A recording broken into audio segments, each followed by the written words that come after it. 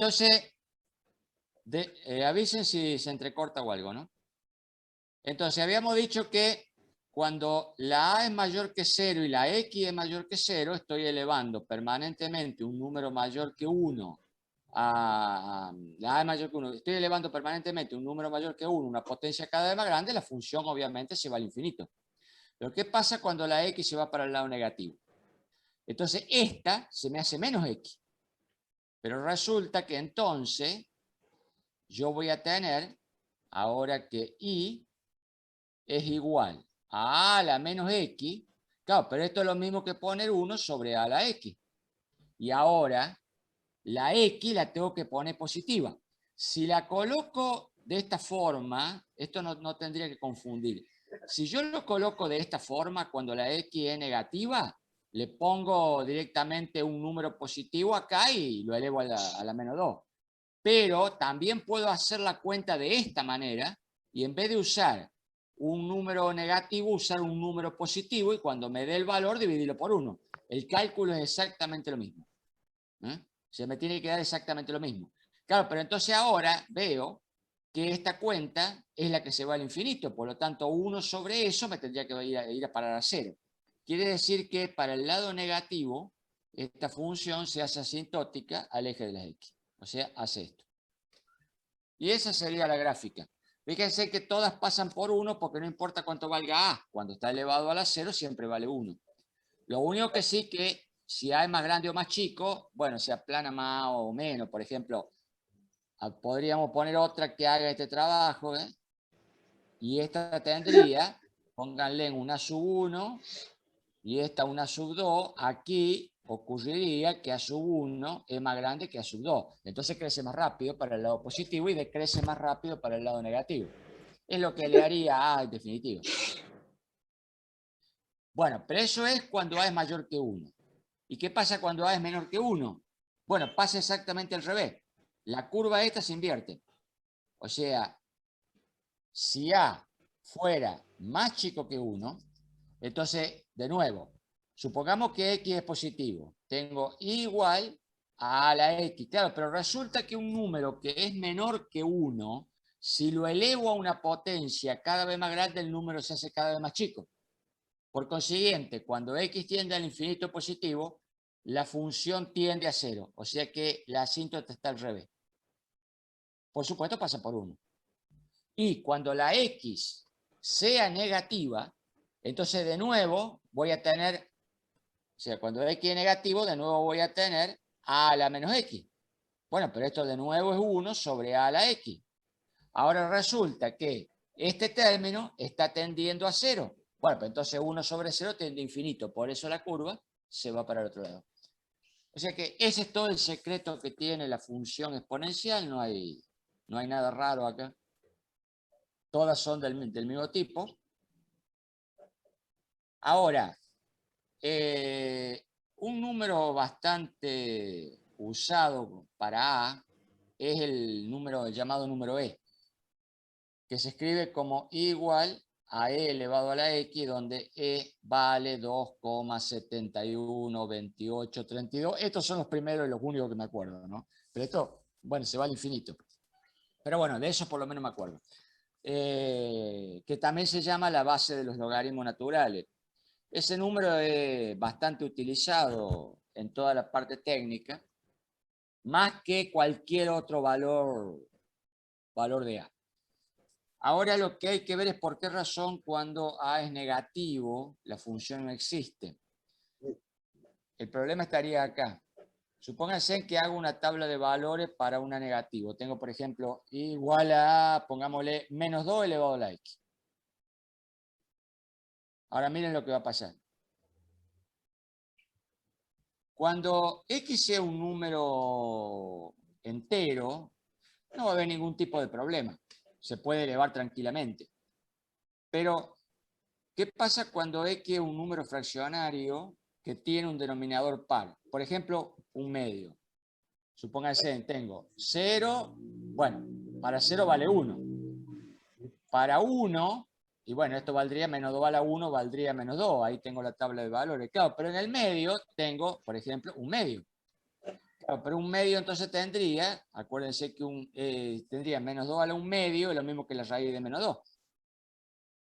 Y esta no tiene imagen, ¿ven? Cuando sea un tercio no hay problema, porque tendría la raíz cúbica de menos 2 y los números negativos tienen raíz cúbica. De hecho, tienen cualquier raíz impar, pero no tienen raíz par. Entonces, por ejemplo, para un medio, para un cuarto, para un sexto, para todos los números fraccionarios que terminen en un par, no tengo resultado. Bueno, pero entre un número fraccionario que termine un denominador impar y uno par, hay 1 y 1. Es decir, 1, 1, 1, 1. Entonces tendría imagen, no imagen, imagen, no imagen. O sea, no podría tener una cosa continua, tendría toda una imagen punteada, ¿se dan cuenta? O sea, cada vez que tengo un problema de eso, la imagen no existiría. Sí, pero el punto al lado sí existe, porque ese no tiene problema. Y el otro que sigue no existe, y así. Es decir, no tendría una función, ¿se dan cuenta? O sea que cuando hay negativo, directamente el caso se desecha porque no sería posible obtener una imagen continua. Tendría una cosa toda entrecortada. ¿Está claro? Sí, profe. Bueno, vamos a ver ahora la otra. Y acá no hay más secreto, esto es todo lo que puede tener un exponencial. Vamos a ver ahora la que sigue, que es la logarítmica. Esta se escribe como I igual logaritmo y de algún número que le vamos a llamar A, que se va a llamar la base de X. Acá el A vendría a ser el papel del mismo A que habíamos visto en la exponencial recién, porque dependiendo del valor de A, es el valor que va a tener el logaritmo. Lo que pasa es que el logaritmo tiene una forma bastante dificultosa de calcularlo, porque el resultado, X es la variable independiente, yo le doy un valor cualquiera. Ahora, ¿cuánto vale Y? Bueno, Y tiene que ser un valor tal que si al número A, o sea, la base, la elevo a la Y, esto me tiene que dar el X. O sea que, medio al revés, hay que calcularlo al logaritmo, ¿no? O sea, el otro era simplemente elevar a una potencia determinada, pero acá la cosa cambia. Por ejemplo, yo quiero saber cuánto vale el logaritmo, póngale en base 2, por ejemplo, de 8. Y bueno, yo tendría, esto es el I, yo tendría que encontrar un número tal que si a 2 lo elevo a la I, esto me da 8. Bueno, en este caso es fácil. Acá la I es igual a 3. Entonces, el logaritmo en base 2 de 8 tiene una imagen de 3, ¿ven? Pero, como ven, es bastante complicado calcularlo, porque aquí porque era fácil, pero si yo a le pongo, no sé, lo usual, que es el número, el 10, que son los logaritmos decimales, y pongo un número con coma, 32,5, qué sé yo, cualquier cosa de esa, anda a encontrar el resultado por deducción, así como se hizo este otro. Es muy, muy dificultoso hacerlo. De todas maneras, de la misma forma que vimos la vez pasada cómo se calculaba el seno mediante polinomios, el logaritmo también se calcula de la misma manera, o sea que es inviable pensar que uno puede calcular el logaritmo de esta forma. Pero acá hay el tema, bueno, eso es el tema para el cálculo. Y el tema para la gráfica es lo mismo. O sea, mirando esta función, es imposible deducir qué forma va a tener la gráfica, ¿no? La exponencial era fácil, porque simplemente yo tenía que ver qué es lo que pasaba cuando elevaba un número a otro cada vez más grande. Pero acá tengo que pensar al revés para ver las gráficas, es imposible. Pero lo que se detalla acá es lo siguiente. Fíjense en que yo en realidad para calcular el logaritmo tengo que calcular una exponencial. Una exponencial calculada al revés, ¿no? Porque yo tengo que calcular, dada la imagen, quién es la variable independiente. Pero esto me dice que la exponencial en realidad es la función inversa del logaritmo. Así como la raíz cuadrada, la inversa de la x al cuadrado, la exponencial es la inversa del logaritmo, porque la necesito para calcular el logaritmo. Entonces, de esa forma, sabiendo eso, se puede más o menos deducir cómo es la gráfica del logaritmo, porque hay un método para, cuando uno conoce la gráfica de una función, puede deducir cuál es la gráfica de su inversa, mirando la gráfica de la original. Eso lo vamos, antes de hacerlo con la función logaritmo y exponencial, lo vamos a hacer con la función cuadrado y raíz cuadrada, que son más fáciles de visualizar. Supónganse que tenemos la función x al cuadrado. Esa haría este trabajo. Esta sería la x al cuadrado. Bueno, la gráfica de la función inversa con respecto a la de la directa siempre es simétrica con respecto a la recta y igual a x, que sería, por ejemplo, la que hace esto. Esto es y igual a x. O sea, la gráfica de la inversa siempre es simétrica con respecto a eso. ¿Qué significa simétrica? Que yo tengo que doblar esta gráfica, la tengo que doblar sobre esta línea, no sobre el eje de la X. Es fácil confundirse acá. Si tuviera un papel, el papel lo tengo que doblar a 45 grados. O sea, sobre esta que está acá. Cuando doblo esto sobre esto, entonces lo que se crea es su imagen, la imagen de la inversa, que en este caso haría este trabajo. Esta es y igual a la raíz de x y este número es 1. Ahí se intersectan, porque ambas tienen el mismo valor para x igual a 1. ¿eh? Entonces, y esta, bueno, es la conocida gráfica de la raíz cuadrada. O sea que a partir de la imagen de esta, puedo sacar cuánto vale la de la inversa simplemente girando sobre la recta igual a x. Por supuesto que también lo puedo hacer al revés. A partir de la gráfica esta, también girando al revés, esta otra, o sea, en vez de girar la parte de abajo para arriba, giro la parte de arriba para abajo y obtengo la de la x al cuadrado. O sea, obtengo cualquiera. Por eso es indistinto cuál es la inversa acá. La inversa es la que a uno le gusta. Si yo digo que la x al cuadrado es la directa, entonces la raíz de x es la inversa. Y si digo que la raíz de x es la directa, entonces la x al cuadrado será la inversa.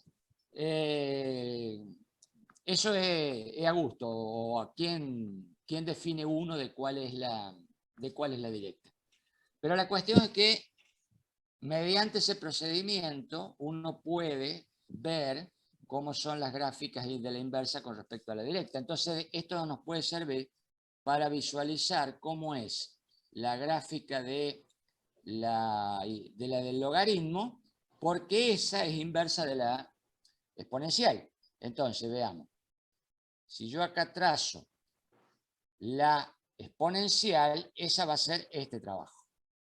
Esta sería una y igual a la x con alguna, recuerden que acá es mayor que 0, pasa por 1, tiene que ser mayor que 0 porque está orientada creciendo hacia el lado de la derecha. Entonces, si trazamos la recta igual a x, que andaría por ahí, entonces yo ahora necesito encontrar una gráfica que sea la reflejada de esta sobre la recta igual a x. O sea, doblando el papel de allá arriba hacia abajo, tendría que ver quién es, o sea, o cómo es la gráfica del logaritmo. Fíjense en que esta es la más difícil de visualizar, porque esta no es tan difícil. Doblando uno se da cuenta que hace este trabajo acá como sigue el mouse. El problema es esta. Generalmente, a simple vista, parecería como que esta rama va a aparecer en este cuadrante. Sin embargo, aparece en este. Porque fíjense, esta rama de la exponencial es asintótica con respecto a la parte negativa del eje de las x. Por lo tanto, si la parte negativa del eje de las x es una asíntota horizontal de la función exponencial, la parte negativa del eje de las y debería ser la asíntota vertical del logaritmo. Y como 1 es simétrico para ambos lados, el logaritmo también tiene que pasar por 1. O sea que la gráfica del logaritmo va a ser una cosa como esta. Bueno, ahí está muy, muy cerca. Es más, ahí. Más o menos así haría la y igual al logaritmo en base a de la x. Esa sería la gráfica.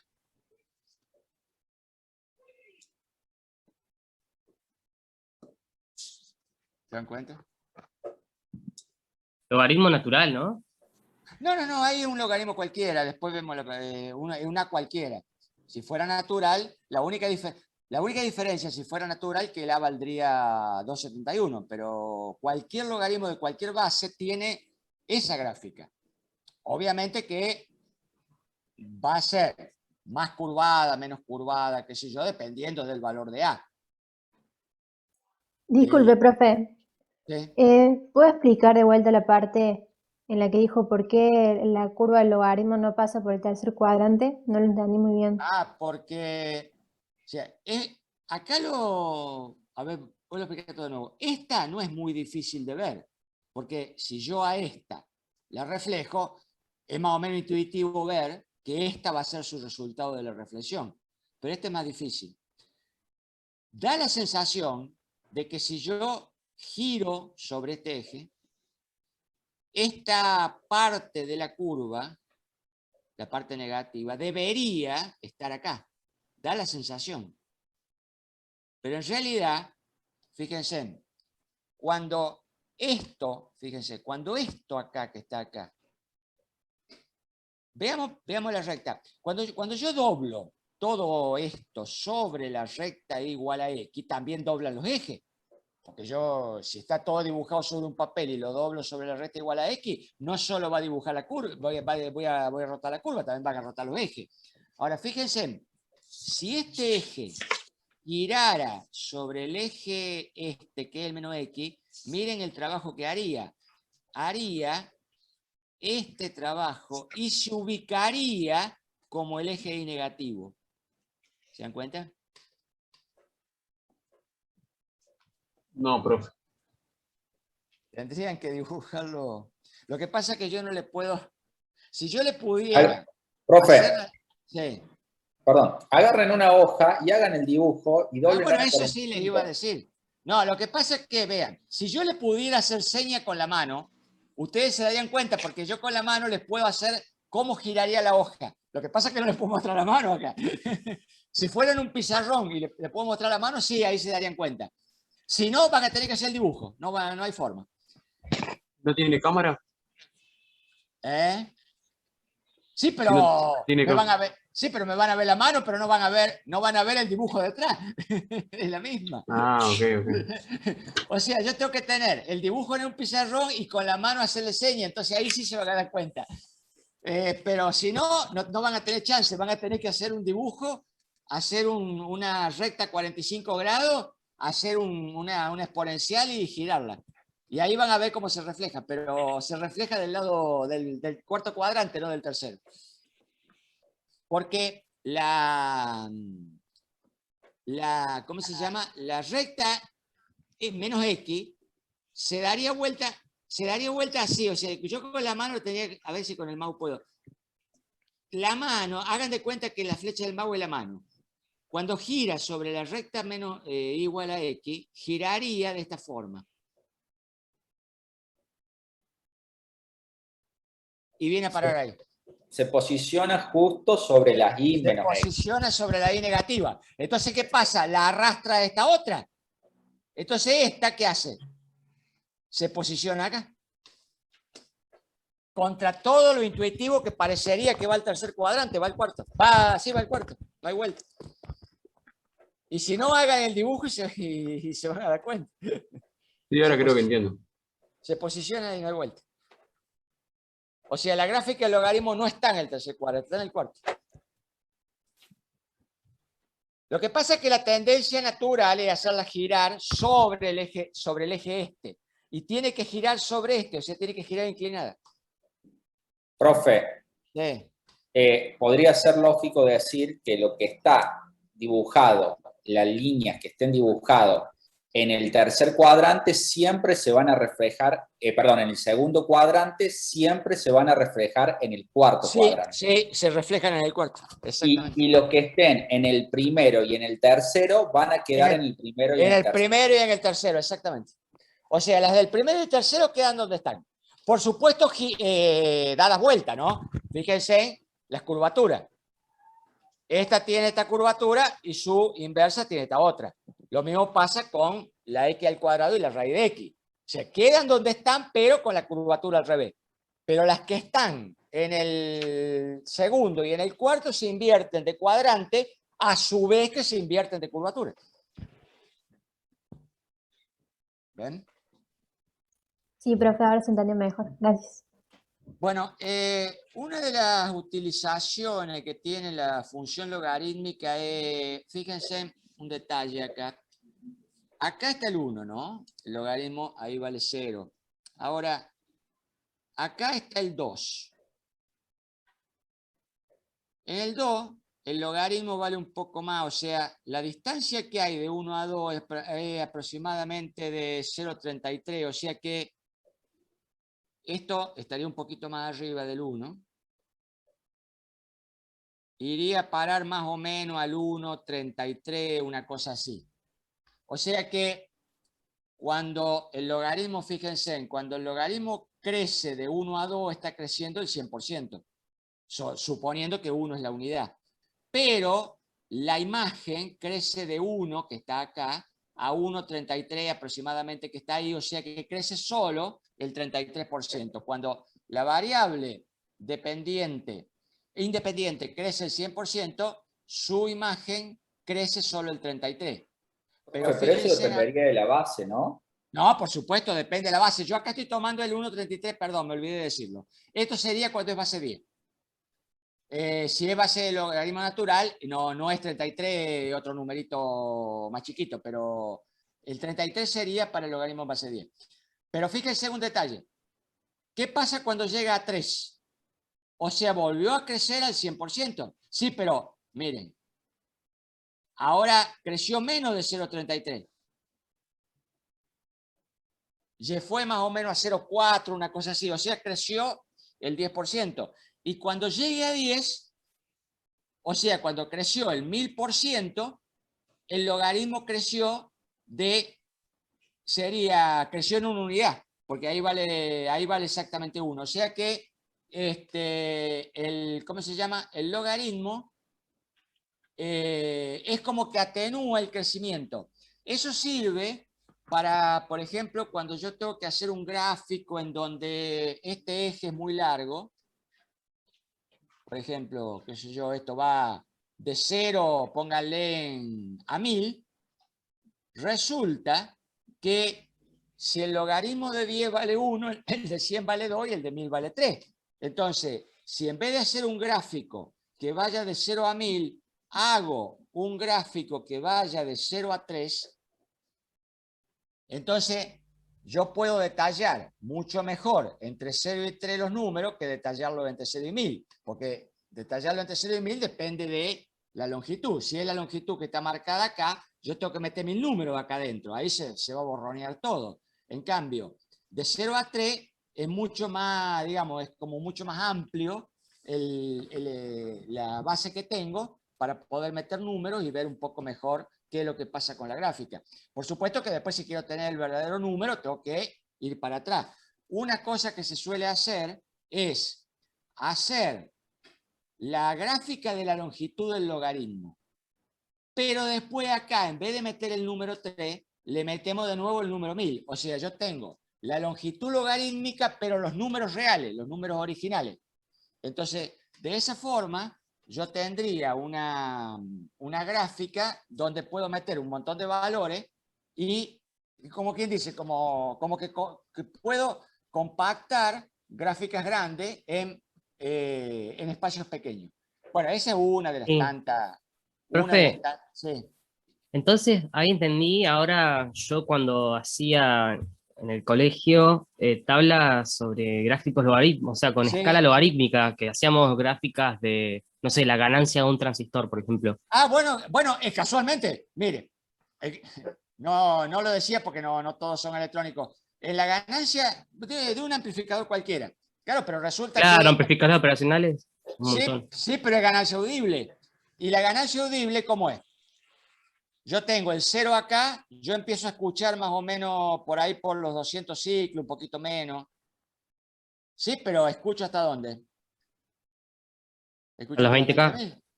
¿Escucho hasta los 20.000? Entonces yo ahora tengo que dibujar la ganancia audible entre 200 y 20.000. ¿Y cómo hago? Voy a tener que meter todo amontonado. Entonces, en vez de poner, o sea, en vez de hacer esto de 0 a 20.000, lo hago de 0 a el logaritmo de 20.000, que sería 20 y pico, un poquito menos, sería 30 y pico en realidad, porque sería más o menos el logaritmo. O sea que sería una longitud de 30 y ahí meto todos los valores. Eso me daría la famosa curva esa que se llama el diagrama de Bode para los que son de electrónica. Claro, el diagrama de Bode. Sí, sí. Sí, eso, entonces esa forma trabaja mejor. Esa es una de Otra las aplicaciones, igual. No, sí, esta es una de las aplicaciones, no es la única, ¿no? Ahora, otra de las, bueno, ya sería una condición física, ¿no? Del logaritmo. Quien tiene, hablando casualmente de sonido, quien tiene respuesta logarítmica es casualmente el oído.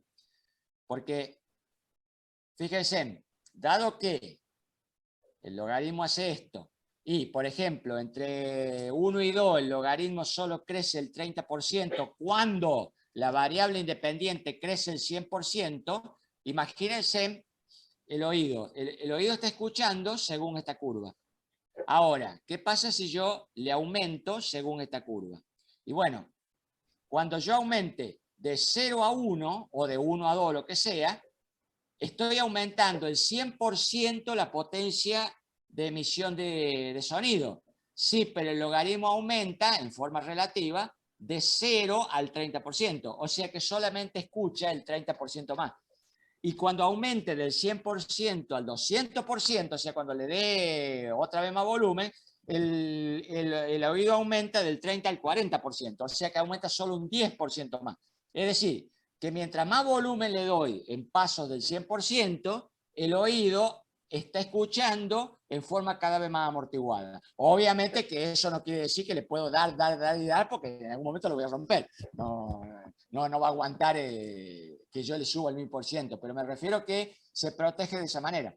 Cuando uno le da potencia en paso de 1, él va creciendo en pasos cada vez más chiquitos. Entonces esa es una manera de, hasta que se satura, por supuesto, y después si le sigo ahí dando se va a romper. Se va a perforar el tímpano directamente. Pero es una manera que tiene de protegerse, ¿no? Bueno, esa sería otra. Es muy bueno ese ejemplo, sí. Ese ejemplo me lo habían explicado en profundidad y sí, es muy bueno. No entiendo. Es muy bueno ese ejemplo. Perdón, no entendí. No, es que como escuchaba entrecortado no entendí. Bueno, esa sería otra de las... Y hay otras formas también en desuso, pero bueno, que tienen que ver con las escalas, pero es bastante utilizado, digamos.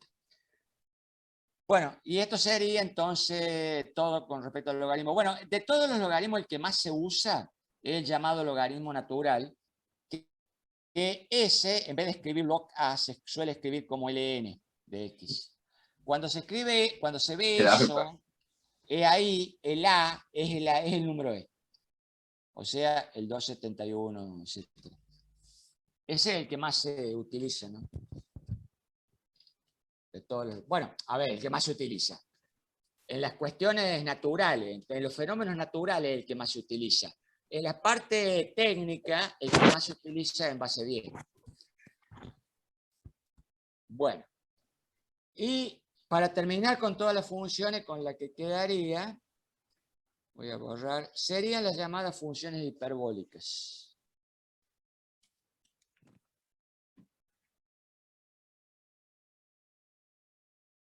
En realidad las funciones hiperbólicas como tales no es que... o sea, lo que ocurre es que las hiperbólicas son combinaciones de funciones exponenciales. Lo que pasa es que cuando uno resuelve muchos problemas técnicos, suele aparecer muy seguido dos expresiones como solución de los sistemas. Una es la función y igual, fíjense que es una combinación de exponenciales. Es e a la x sería más e a la menos x dividido de 2. Y la otra que suele aparecer es e a la x menos e a la menos x dividido de 2. Esos son dos expresiones que aparecen seguido en un montón de problemas técnicos. Y bueno, y se dan con mucha digamos, muy frecuentemente. Entonces, para no andar, ¿no es cierto?, cada vez que aparece la fórmula, tener que andar calculando, porque fíjense que acá tendría que hacer con la calculadora, tendría que calcular primero esto, luego esto, sumar, dividir por 2. Entonces, se dice que esta es la función coseno hiperbólico de la x. Y a esta se le llama la función seno hiperbólico de la x. El coseno hiperbólico y seno hiperbólico en realidad serían abreviaturas de la función esta. En las calculadoras tienen esa función. Si ustedes ponen una X cualquiera y apretan la tecla coseno hiperbólico, en realidad la calculadora está haciendo toda esta cuenta de una sola vez para evitar que la haga uno. Eso es lo que pasa. Ahora, la función coseno hiperbólico también, no solo, o sea, esta acá, como les decía, aparece mucho en la técnica, pero es una función bastante conocida porque la función esta, si yo la graficara, la coseno hiperbólico, esa es la curva que adopta un cable cuando queda tendido. Por ejemplo, supónganse, esta sería la Tierra. Acá pondría un poste y acá pongo otro. Si uno pone un cable en el medio, que haga panza, ¿no?, que no quede tirante, entonces el cable haría esa formita. Si le pongo un eje acá, este sería el eje Y, y este sería el eje de las X, lo superpongo a la Tierra y lo pongo por la mitad, entonces esta curva sería igual a e a la X más e a la menos X sobre 2. Eso ya es un fenómeno físico, es automático, se configura sola la curva. Esa curva, que es el coseno hiperbólico, lleva un nombre particular, se llama la catenaria.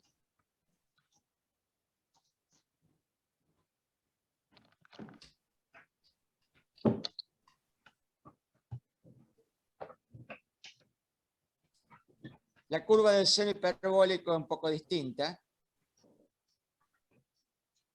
O sea, si la dibujo a la 2, Profe, ¿qué decía abajo el dibujo? catenaria, es el nombre que tiene la curva. O sea, la coseno hiperbólico hace esto. Pasa por 1, acá, y este sería el coseno hiperbólico de X. Mientras que el seno hiperbólico, en realidad, hace esto, y se va al infinito, ese es el seno hiperbólico.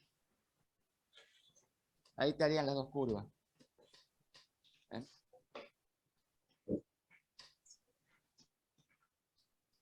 Pero recuerden, son combinaciones de exponenciales. Profe, Sí. ¿usted dio algún libro, apunte, algo para la materia? Porque... Sí, si yo les di el libro de Venturini. Ah, el libro de Venturini. Sí, ahí están estas curvas, todo. No, ahí está. ¿Usted lo pasó por dónde? ¿Por autogestión? No, porque lo que pasa es que el libro es pirateado. Ah, No, les di, pero tienen la dirección. Bueno, la tenía, la busco de nuevo, no hay problema, pero no, el libro no, que si lo subo me van a casotear, no, porque el libro... tiene razón. Claro, ¿Usted puede pasar entonces el link ahora? ¿O después cuando tenga Es que lo tendría que buscar. No, el link lo puedo pasar, lo que pasa es que lo tengo que... No, por acá se lo paso, no se lo voy a poner en autogestión. Lo que pasa es que lo tengo que buscar. Bueno, profe. Pero pare, lo buscamos. Bueno. Lautaro, tenés el micrófono abierto.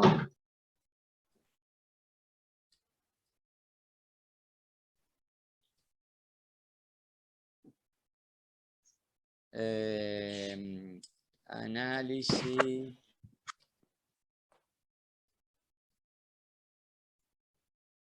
Venturini, acá está. Venturini y Kicillof. Ojo, no el de Venturini y Kicillof, porque ese es para... Kicillof es el coso, ¿no? El economista. Sí, el economista, pero guarda porque ese es para... El que escribieron ahí es para ciencia económica. Lo tienen que buscar como Venturini solo. Está en Utaniano acá.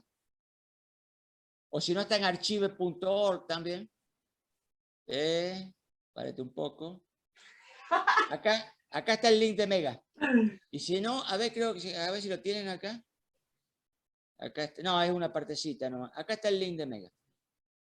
Entonces, párate que vamos. Bueno, le doy este. Pará. Uy, ahora no puedo. Ay, ahora no puedo compartir la. No puedo encontrar el coso. A ver, para ver si me puede. Lautaro, el micrófono tenés abierto. Bueno, profe, pero no será el problema porque ya vimos a dónde lo podemos Bueno, sacar. sí, no puedo copiar la dirección porque está metida la pantalla de compartir en el medio y no me deja. Ahí lo mandé yo, profe, al chat. Bueno, listo. Gracias. Listo. Ya está. Recuerda que no sea el de Kicillof, ¿no? Venturini solo. Profe, Sí. el coseno hiperbólico ¿es una parábola? No tiene nada que ver. No tiene nada que ver. Incluso la podemos dibujar para que la vea la diferencia. Vamos a buscar el graficador. Es bastante diferente. Acá lo vamos a dibujar.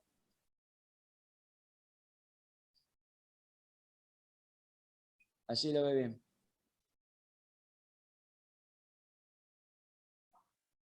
Primero voy a dibujar, o lo voy a poner en grande. No sé si va. Párate. Va a ser un problema. Primero voy a poner la parábola, o sea, x al cuadrado. Ahí estaría la parábola. Y ahora voy a dibujar la otra. Entonces tengo que poner, sería,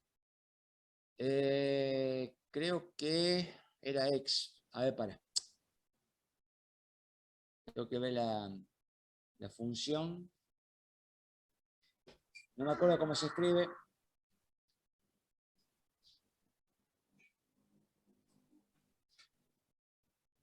Ahora no la puedo. Ahora no la puedo cerrar.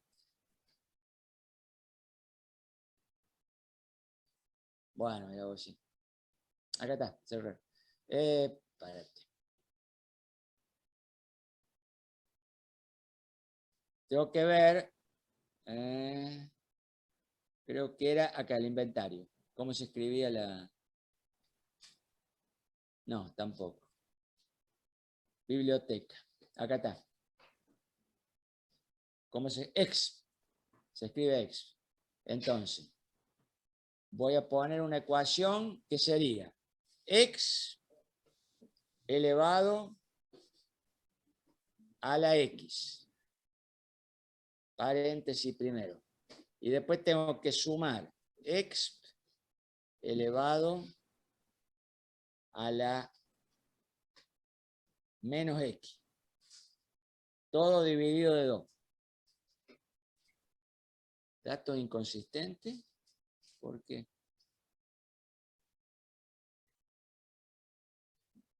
Bueno, ahora sí que... No. Bueno, vamos a hacer otra cosa. Vamos a ver si existe. Porque por ahí existe el coseno hiperbólico.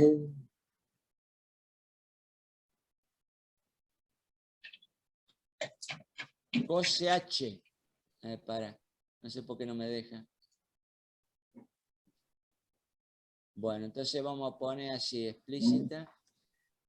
COSH de X. A ver si funciona.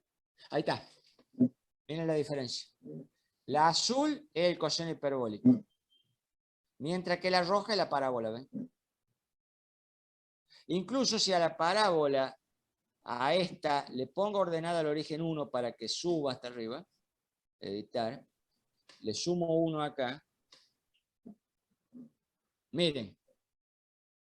Ahí estarían las dos con la misma ordenada al origen. el coseno es mucho más abierto, ¿eh? La parábola crece más rápido. Claro, profe, pero ¿no se podría definir una parábola para que haga exactamente lo mismo? No, parábola sola no. Para eso se requiere una parábola y hay que agregarle términos. O sea, hay que hacer un polinomio como la vez pasada. Con una parábola sola no se puede, nunca va a encajar. Yo le puedo, sí, en partecitas muy pequeñas, por ejemplo, ahí muy chiquitito encaja. Yo podría meterle un valor acá adelante, de forma, por ejemplo, de tirarla para abajo, que enganche, por ejemplo, en una zonita también muy pequeña, pero siempre va a ser en zonas muy pequeñas. Voy a necesitar muchos más términos para poder aproximar más. Claro, y o sea, la parábola es curva hasta el infinito, pero el coseno h de x. ¿También? Sí, también va al infinito. Ambas van al infinito. Claro, pero el coseno hiperbólico de x, no, ¿en algún momento se vuelve lineal? No, crecen siempre, no son asintóticas nunca. O sea, siempre crecen, siempre se dan vuelta hacia arriba. Las dos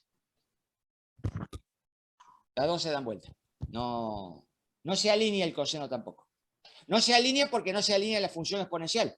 La función exponencial es como la parábola. O sea, crece más rápido, una crece más rápido que la otra, pero siempre están curvándose. Es medio, no se entiende bien porque uno dice, si siempre se estuviera curvando, en algún momento se tiene que pegar la vuelta, y sin embargo no se pega la vuelta nunca. O sea, se curva permanentemente. Ambas hacen lo mismo. Lineal significa que se hace asintótica alguna recta, o sea, es como que en un momento determinado empieza a crecer como si fuera una recta, no lo hace nunca. Siempre, nunca lo puedo acompañar, nunca hay una recta asintótica, siempre se le aleja cualquier cosa. Entonces, ¿cómo funciona? Si están siempre curvas hacia el infinito. Sí. Entonces, ¿cómo no se vuelven una encima de no se vuelven de vuelta hacia No, porque una crece más rápido que la otra. Porque la función x al cuadrado siempre va un paso adelante, entonces siempre está más arriba. Claro. Siempre está más arriba, no hay vuelta. Sí, no es fácil entenderlo porque uno dice, tendría que linealizarse porque si no se van a pegar la vuelta o una le va a tener que pasar a la otra. No, se curvan siempre. Claro, en cierta forma es un poco contraintuitivo. No, es totalmente contradictorio, no un poco contradictorio, pero es así. No, porque si no tendrían una asíntota. O sea, tendría que ocurrir que una función que se va al infinito, está bien, la función se va creciendo permanentemente, pero en algún momento debería hacerse recta. Entonces yo podría encontrar alguna recta, claro, ahí está separada, pero en algún momento se hace asintótica. Bueno, no, siempre se le aleja, es decir, en algún momentito va a volver a subir y yo puedo encontrar otra recta, pero después vuelve a subir y así, y nunca se pega la vuelta sobre sí mismo, siempre se le aleja. Y en el caso del coseno hiperbólico y la parábola, el coseno siempre lo hace más despacio, la parábola va más rápido. Sí, es medio difícil de entenderlo, pero es así. ¿Estamos? Estamos, profe, gracias. Bueno, y con esto ya terminaríamos la parte de función. Entonces ahora ya entramos en la segunda parte, que es la de límites. Bueno, de todas maneras ya habíamos estado viendo límites, solo que no vimos métodos de cálculo y esas cosas. Vamos a empezar los límites llamados finitos. Bueno, el problema es el siguiente.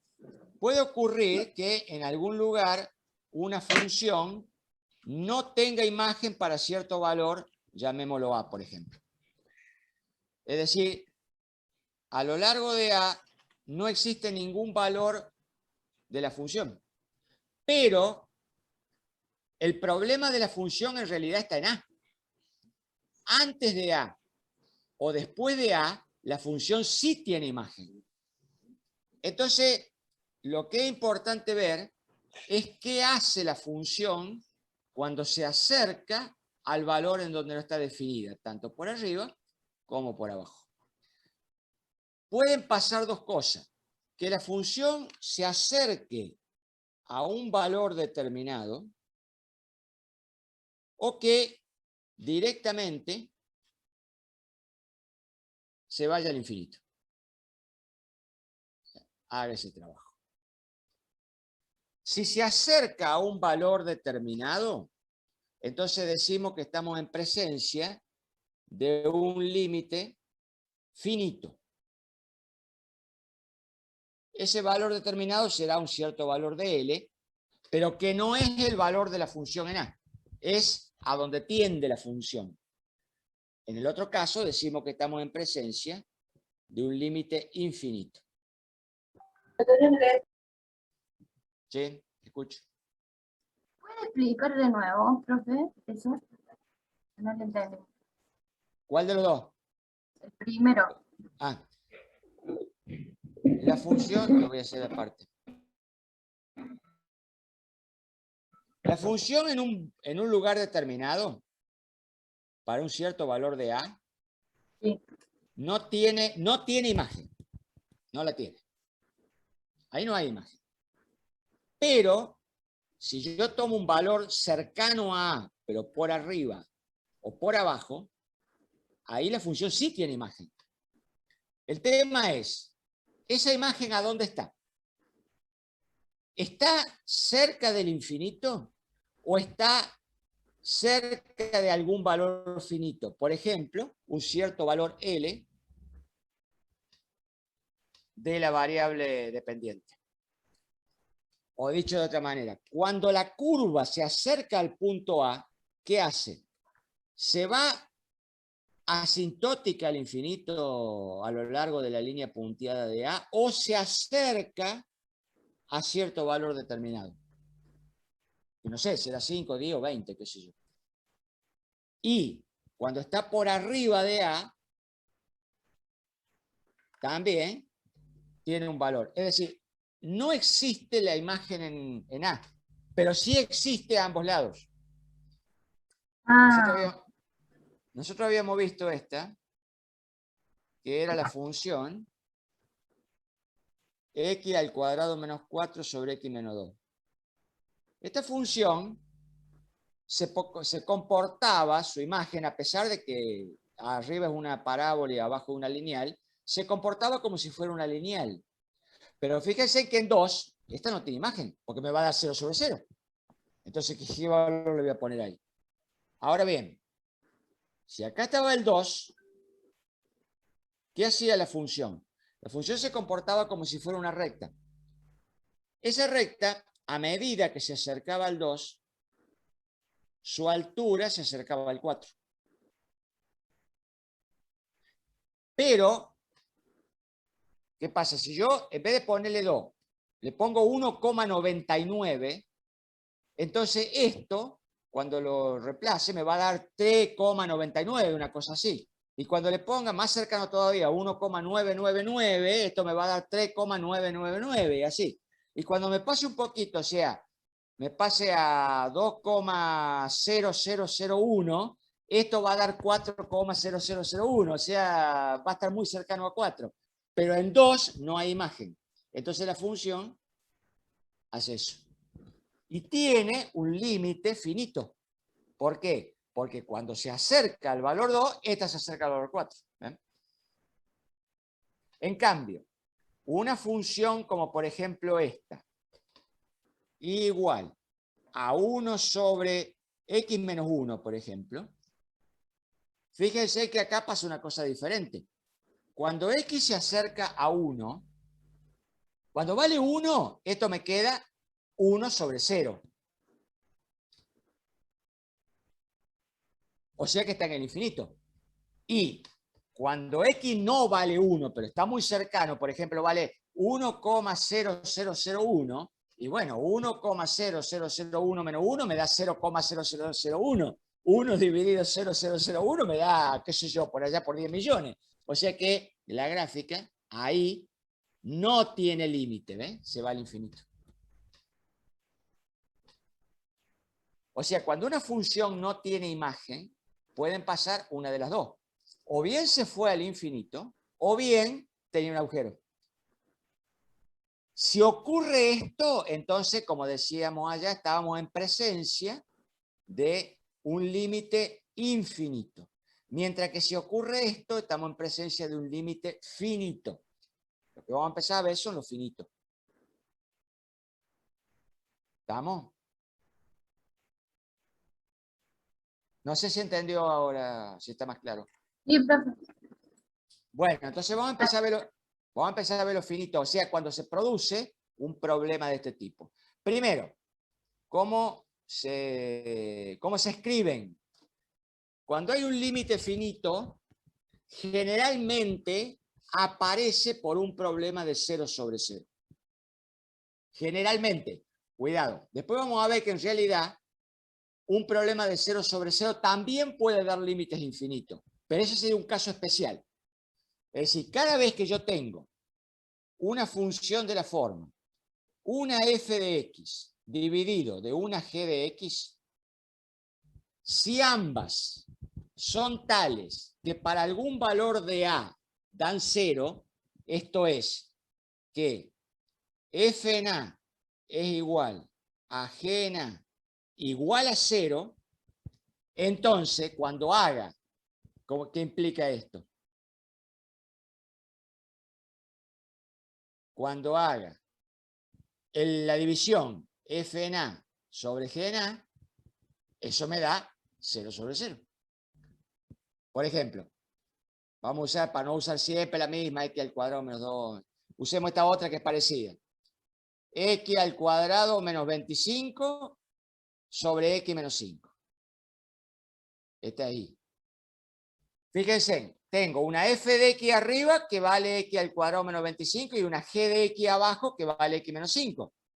Pero resulta que ambas son tales que la f evaluada en 5 es igual a la g evaluada en 5 y ambas son iguales a 0. Por lo tanto, si hago esto evaluado en 5 de esto evaluado en 5, ¿qué me da? Que y en 5 es igual a 0 sobre 0. ¿Ven? O sea, ¿Cómo sería f de x la primera? 5 al cuadrado. y bueno, 5 al cuadrado, ¿cuánto es? Por eso 25, pero le faltó el 2 al cuadrado. ¿A dónde? Si acá lo tengo, x al cuadrado menos 25. Ah, está bien. ¿Cuál 2 está diciendo usted? Acá abajo de eso, donde usted puso la f, del 5, no le puso un 2 arriba, como exponente.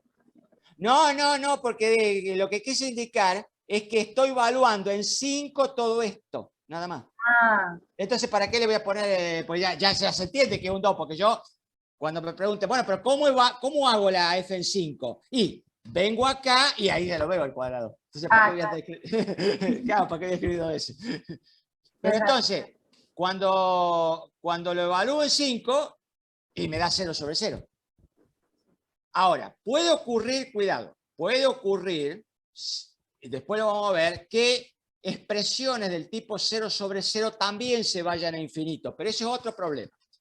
Acá vamos a considerar cuando aparece un 0 sobre 0 y es del tipo de las funciones que tienen el agujero. O sea, estas que están acá.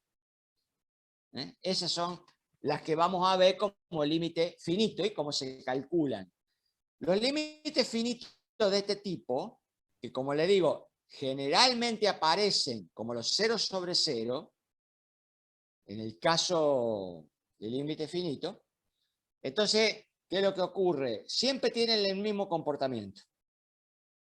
O sea, existe un valor de a para el cual la función no existe, pero la gráfica se encasilla cuando la x se acerca a alrededor de cierto valor de L. Es decir, que si yo trazaría un entorno alrededor de L, ese genera un entorno alrededor de X de forma tal que la gráfica se encasilla acá adentro. O sea, queda encasillada acá. ¿Eh? Obviamente que estos entornos son chiquitos. Entonces, lo que quiere decir, cuando la función se aproxime al entorno, sus imágenes quedan encasilladas acá dentro de esta construcción que estamos haciendo. Generalmente esos entornos se los conoce como epsilon y delta. Delta para el lado de la X y epsilon para el lado de la L, porque no tienen por qué ser de la misma longitud. En otras palabras, se encasilla en esa geometría. ¿Puede volver a explicar esa parte? ¿Eh? ¿Puede volver a explicar esa parte de esa franja? O sea, cuando una función se aproxima a un cierto valor L, lo voy a volver a dibujar.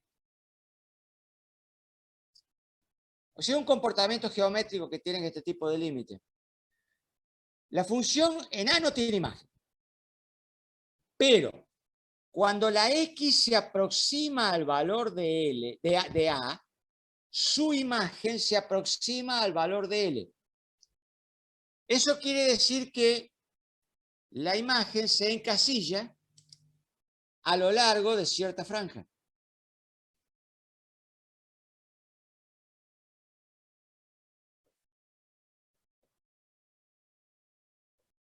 O sea, bueno, acá habría que haberlo hecho ahí.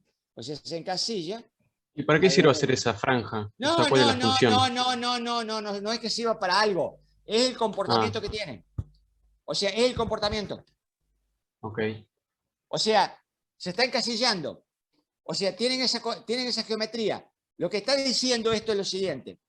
Cuando la curva en cuestión se acerque al valor de A, cuando pase de la altura que le está dando esta línea vertical, sus imágenes tienen que quedar metidas en algún lugar acá adentro. No se pueden salir.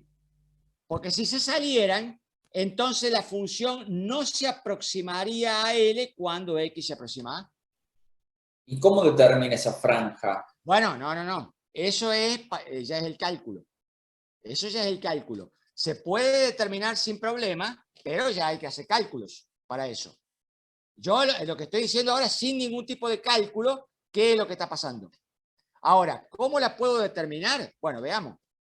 Supongamos un caso cualquiera. Primero y principal. Yo tengo que especificar valores acá, porque yo no puedo agarrar y trazar cualquier entorno acá sin poner ningún número. Yo tengo que poner algún valor. Entonces, por ejemplo, yo sé que la función x al cuadrado menos 4 sobre x menos 2, cuando x se aproxima a 2, esto tiende a 4.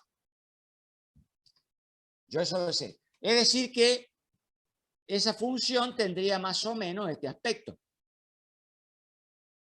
Si acá está el 2 y acá está el 4, la función tendría que aproximarse a esta altura cuando la x se aproxima a 2. Entonces supongamos, lo vamos a hacer en forma exagerada, ¿no? Supongamos que le pongo acá un valor que lo voy a llamar epsilon y que valga, por ejemplo, 0,1, digamos. Es un valor todavía bastante grande, porque es una décima de separación, esos números generalmente son pequeños, pero para no hacer tanto lío de cálculo. Ahora, fíjense que es 0,1 lo que mide esta distancia. No es la coordenada, es esto que está acá. Por lo tanto, esta altura que está acá, en realidad, es 4,1. Perdón, 0,5 no. 0,1. 0,1. No. 0,1 es la distancia que hay de 4 hasta la curvita. Entonces la distancia es 4,1.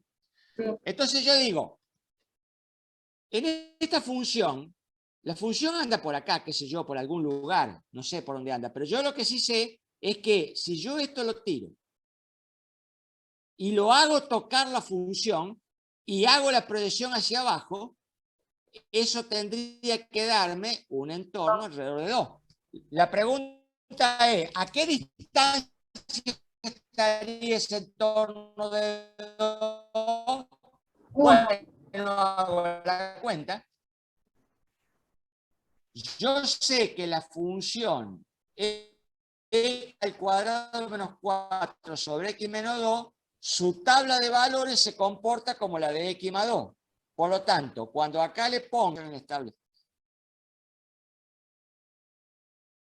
o sea, voy a volver a explicar porque no sé si apareció. Entonces yo decía, si llega hasta la función y de ahí me voy para abajo, esto va a generar un entorno. La pregunta es, ¿a dónde está ese entorno? ¿A qué distancia de 2? Y bueno, lo tengo que calcular. Ahora veamos. Yo sé que x al cuadrado menos 4 sobre x menos 2 se comporta como la función x más 2. Por lo tanto, cuando esto valga 4,1, ¿cuánto vale x? Y x tiene que ser 0,1. Perdón, 2,1. Por lo tanto, esta distancia también, que la llamamos delta por lo general, es de 0,1. Ahora, fíjese, ponga cualquier x cuya distancia de 2 no supere el 0,1 y va a ver que la imagen no le supera el 4,1. Cualquier valor que esté metido acá adentro tiene su imagen acá adentro. O sea, ¿yo qué hice para establecerlo? Primero tracé una distancia arbitraria desde 4.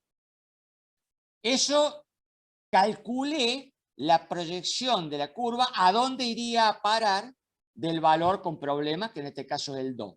Y luego comprobé que cualquier número que está acá adentro, cuando lo coloque en la función y lo resuelva, tiene su imagen metida acá adentro.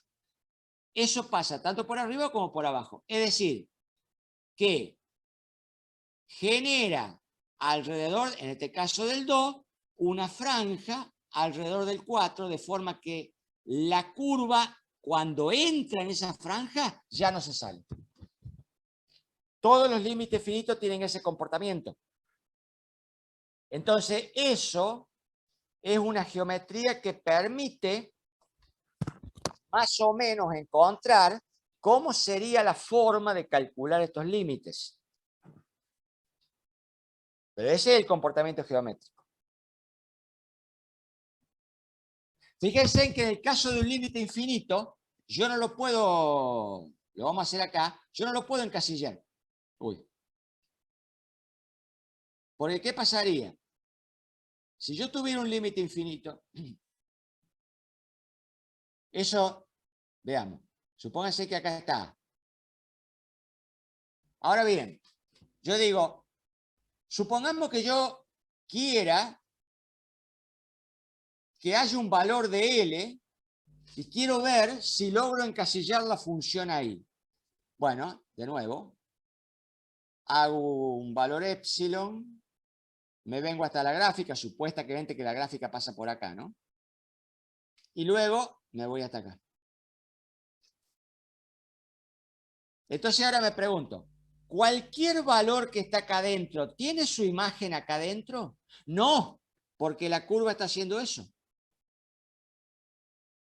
Entonces, cualquier valor que esté acá adentro, fíjese que está por arriba de la proyección que da la cota que yo puse. Y cualquier valor por acá afuera sí tiene su imagen en alguna parte acá adentro, ¿ven? Pero cualquier valor que esté más cerca no tiene su imagen afuera. Entonces, ¿qué hago? Digo, bueno, voy a elegir un L más grande. Lo pongo por allá arriba. Y no, bueno, pues vuelve a pasar lo mismo. O sea, puedo encasillar algunos números que están afuera, pero no los que están adentro, porque se me van para arriba. Es decir, no puedo construir una geometría de este tipo, porque todos se pasan para arriba. Entonces ahí estoy en el otro caso, que es el límite infinito. Entonces, esas geometrías son las que después me dan una pista para ver cómo calcular los límites estos. que en realidad son los más difíciles de calcular, los límites del tipo 0 sobre 0. Perdón, profe. Sí. Esa geometría, hay algo que no me terminó de claro. ¿Puede ser el rango que yo tome? ¿Es variable o cómo No, se- no, es variable, es variable. Ah, Lo que usted tiene que, no es que tiene que ser un número fijo. Yo ahí tomé 0,1 para no hacer tanta cuenta. está Pero bien. en realidad tengo que tomar valores más chicos. Porque si, a ver, si yo tomo una distancia de 10 para cada lado, es muy fácil encasillar la curva ahí adentro. El tema es qué pasa cuando yo me estoy acercando muy, muy cerquita del valor con problema. ¿Qué hace la curva? ¿Se escapa o se encasilla? Ese es el tema. Entonces yo tengo que tomar un rango variable, pero de valores chicos. Está claro, pero está claro. Es como para ver si termina siendo, si se va a infinito o se encasilla en un número. Exactamente. Pero ese rango es variable, lo puedo tomar yo, puedo achicarlo más o puedo agrandar un poquito más. No es que hay algo que... No hay cota para que lo haga. Pero Okay. una cosa, hay una cuestión lógica. No puedo tomar 10 para cada lado. No, está claro. 10 para cada lado, seguro que la curva está encasillada. Incluso una curva infinita está encasillada. Porque cuando se va al infinito, la asíntota es cuando yo estoy llegando muy cerca. Ahí es donde se me escapa. Entonces tengo que ver con rangos muy pequeños qué es lo que está pasando. Si veo con rango grande, no voy a ver nada. Simplemente voy a ver la curva normal y no me dice absolutamente nada. No, se entiende que tomo rangos chicos alrededor. Yo acá lo estoy dibujando en forma muy grande, pero es para que se vea. Esto en realidad es chiquitito. Bueno, el tema de los cálculos acá difiere muy mucho. O sea, los límites infinitos son fáciles de ver porque todo lo que tengo que ver es que hay un cero en el denominador y no en el numerador. Y ahí es automático. Entonces ahí no hace falta calcular nada. En cambio, los límites del 0 sobre 0 son muy más difíciles porque son fuertemente dependientes del tipo de funciones que se están usando. Por ejemplo, si las funciones son del tipo racional, tanto arriba como abajo, la técnica para calcularlo es pensar de la siguiente manera. Si yo tengo una y que es una función f sobre una sobre una g, y ambas son polinómicas, entonces, si se produce un 0 sobre 0, eso es porque hay una raíz arriba que concuerda con una raíz abajo. Entonces, ambos hacen 0, la función de arriba y la función de abajo, y ahí se produjo el 0 sobre 0. Entonces, ¿cómo sería la técnica para calcularlo? Hacer el factoreo, tanto de arriba como de abajo. Eso deja en evidencia cuáles son las raíces que están molestando. Se simplifican y lo que me queda es el límite. Por ejemplo, vamos a hacerla con una fácil, la de recién.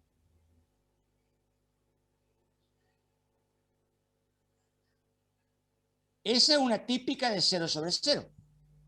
Ahí no hay duda.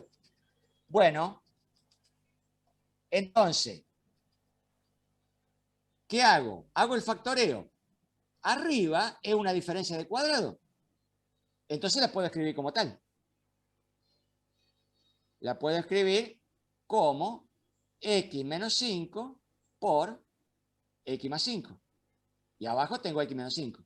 Y ahí evidencié las dos raíces que molestan. Entonces, las simplifico. Y ahora, para 5, ¿a dónde va a parar la función? Va a parar a 10. El límite vale 10. Pero cuidado, ojo con esto. Esta función que quedó acá simplificada no es el resultado de esto. O sea, no es que esta función es esta. Esta función es igual a esta en todo punto excepto el 5. Porque esta en 5 no tiene imagen, mientras que esta otra sí la tiene. Ahora, ¿para qué me sirvió entonces x más 5? Para evidenciar dónde está el problema. O sea, la x más 5 no la puedo usar como sustituto de esta otra, porque la x más 5 tiene imagen en 5 y esta no. Esta en 5 tiene un agujero, mientras que esta no lo tiene. Pero sí me sirve para calcularlo. ¿Cómo? Haciendo desaparecer las raíces que daban el problema. ¿Ven? Entonces, todo esto... ¿Me o sea, puede yo explicar no de puedo- vuelta, qué se hacía con ese x más 5? X Porque me más 5 perdí. es la que me sirve para calcular. A ver, veamos. Yo no puedo agarrar x al cuadrado menos 25 sobre x menos 5 y evaluarlo en 5. Porque arriba me da 0 y abajo me da 0. Chao, se acabó. Eso es 0 sobre 0. Entonces, ¿qué es lo que pasa? Vamos a ver. Cuando, acá está el 5. Cuando la función se acerque al 5, estimo que se va a acercar a cierto valor L. O sea, se va a encasillar alrededor de cierto valor L. Se va a encasillar ahí. La pregunta es, ¿quién es ese valor L alrededor del cual se encasilla? Entonces digo lo siguiente. El 0 sobre 0 se produce porque hay una raíz en el numerador que concuerda con la del denominador. Entonces las voy a evidenciar. ¿Cómo? Haciendo el factoreo. Si factoreo arriba como una diferencia y abajo me queda x menos 5, simplifico los x menos 5. Cuando simplifique los x menos 5 me queda x más 5. Cuando la x se aproxime a 5, x más 5 ¿a dónde se aproxima? A 10. Por lo tanto, 10 es el límite. Ahora, si yo hago las gráficas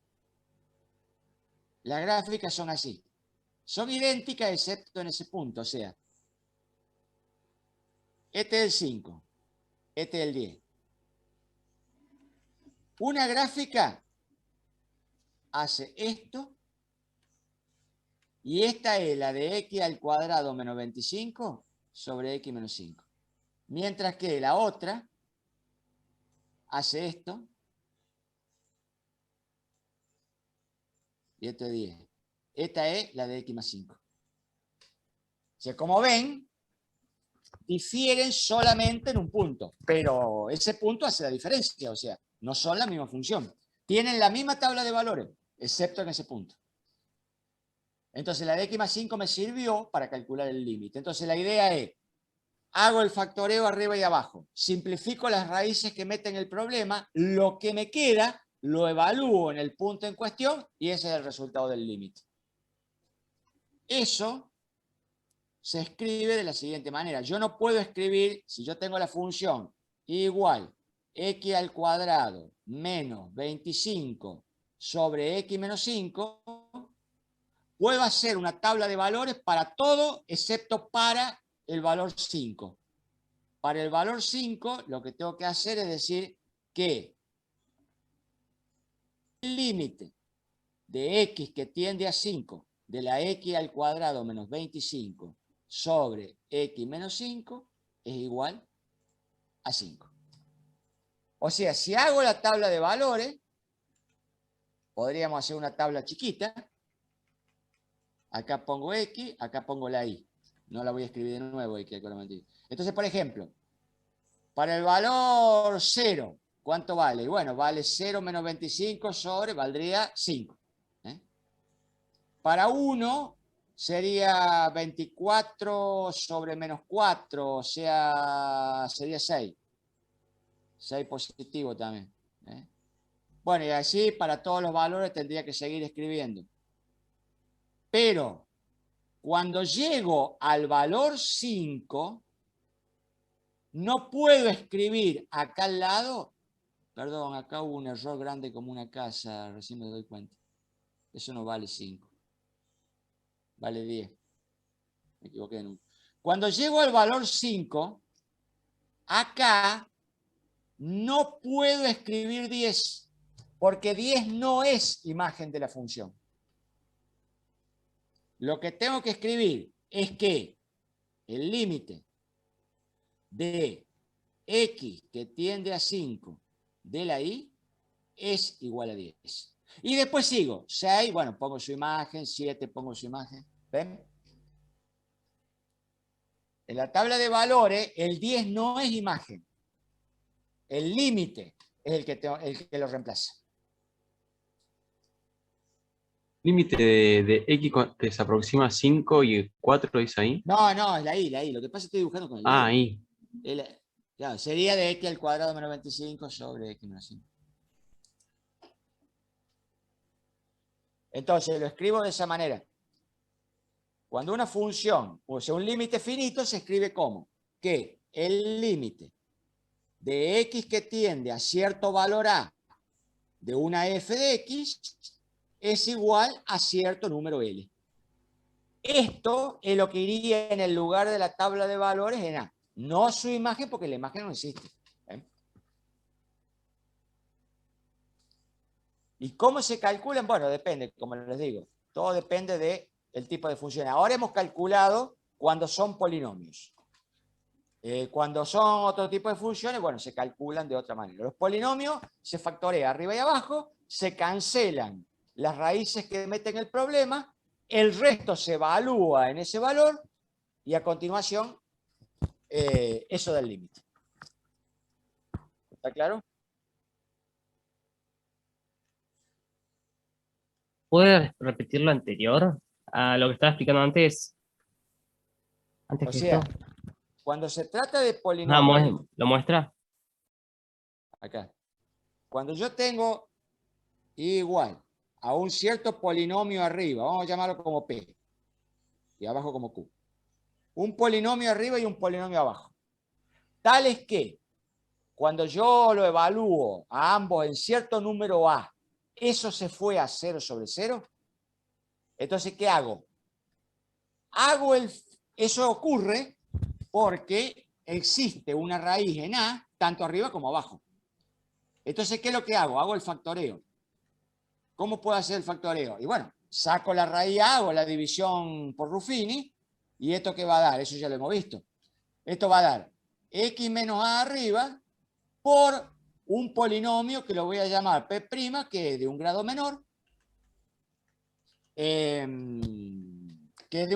y que, ¿cómo se llama? Sería el resto que quedó de la división. Y abajo va a pasar lo mismo. X menos A, y acá me va a quedar un polinomio Q', simplifico lo de X menos A, y luego a estos dos lo evalúo en A. Eso me da el valor de L, que sería el límite de X que tiende a A de la Y. O sea que es a donde se aproxima la función. ¿Cómo hago el factoreo? Bueno, calculo las raíces. Tendría que tener primero, ya nos estamos pasando, pero termino con esto. Tendría que tener primero la función, a ver, usemos una función, por ejemplo, suponga que tengo esto. Igual X al cuadrado, a ver, menos 2X más 1. Fíjense, acá está claro que una raíz de acá arriba, fíjense en que 2 es una raíz. Perdón, 1 es una raíz.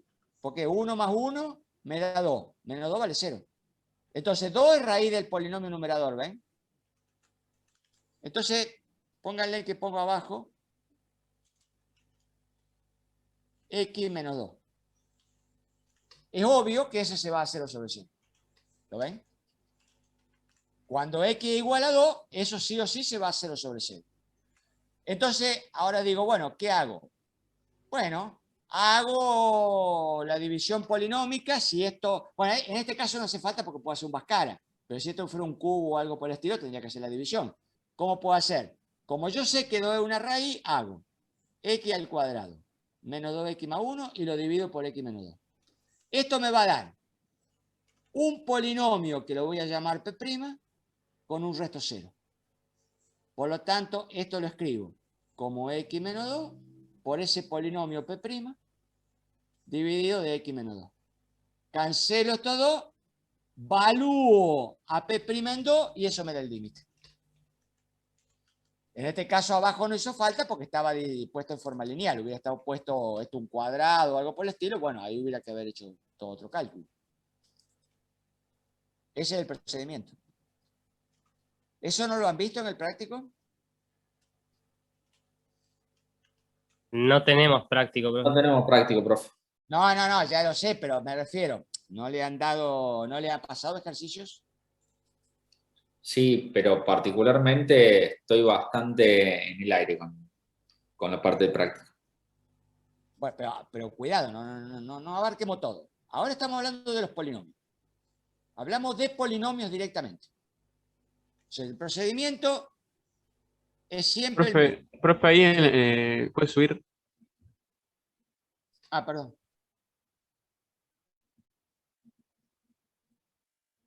Ahí al lado de x menos 2, que sería multiplica p'. Puse el P', claro que es el resultado de lo que me ha quedado, de la división. Claro, O pero sea, ahí al paréntesis, ¿lo multiplica o lo suma? No. Lo multiplico porque si hago el polinomio original dividido de una de la raíz, me da un polinomio de menor grado tal que multiplicado por este me tiene que dar aquel. O sea, en forma general. En forma general. Como decía. ¿Cómo fue el internet este? Profe, tenemos que ir a la otra cátedra. No, está bien. Sí, no sé, yo les estaba diciendo nomás porque me habían preguntado. Bueno, seguimos en todo caso hágame acordar de esta última parte la semana que viene. Dale. Chao, profe, muchas gracias. Chao, profe. Chao, chao. Listo, nos vemos. Chao, profe. Chao, nos vemos.